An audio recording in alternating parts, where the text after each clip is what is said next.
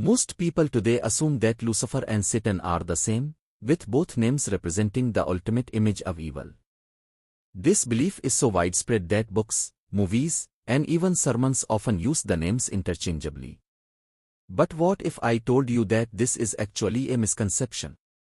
Because in reality, the Bible itself never directly identifies Lucifer with Satan.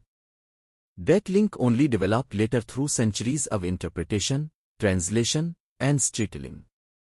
Today, we're going to break down one of the biggest misunderstandings about the so-called father of evil.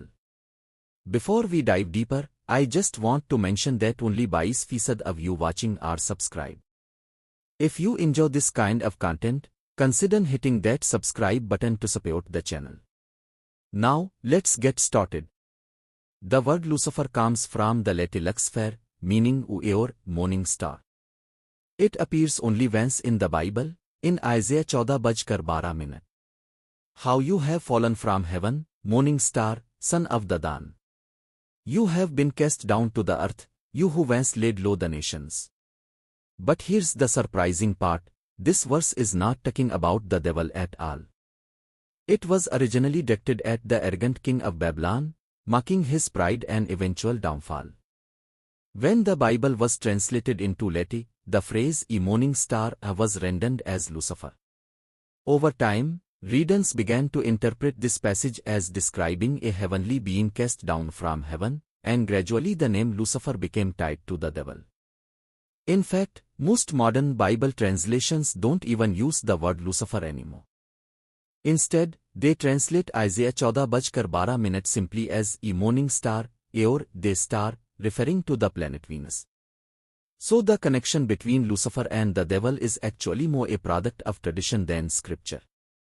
This idea gained strength through early Christian writers like Origen and Tertullian, who interpreted Isaiah symbolically as describing Satan's pride.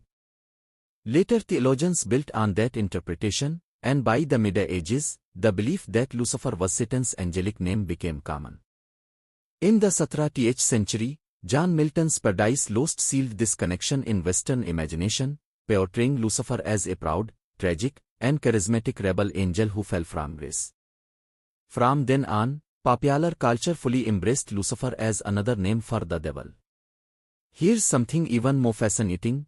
Jesus himself is called the morning star. In Revelation 22:16, "I am the root and the offspring of David, the bright morning star." That means the same symbol once applied to a Babylonian king and later to Lucifer is also used for Christ, but in a completely different light, as a symbol of hope, renewal, and divine glory. This shows just how fluid these symbols are and how much interpretation shapes their meaning. So that's Lucifer. But what about Satan? The Hebrew word Satan simply means adversary or accuser. In the Old Testament, it isn't a personal name but a role. For example, in the book of Job, the Satan acts almost like a heavenly prosecutor, questioning human righteousness. And in Zechariah 10:8, the Satan stands to accuse Joshua the high priest. These figures aren't portrayed as God's ultimate enemy, but as testers or challengers working within God's court.